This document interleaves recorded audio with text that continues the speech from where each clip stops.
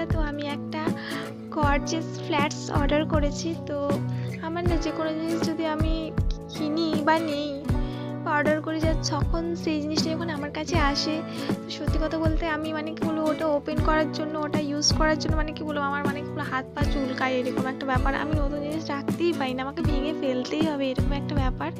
তো আমি এত পরিমাণে আনবক্সিং করে ফেলেছি যে কি বলবো, যে গর্জিয়াস ফ্ল্যাটসের যে বক্সটা সেটাই খুলে গেছে। তো তোমাদেরকে একটু ক্লোজে দেখিয়ে দিই, কি সুন্দর লাগছে, কতটা গর্জিয়াস। আর এই স্টোনগুলো উঠে যাওয়ার কোনো চান্সেস নেই।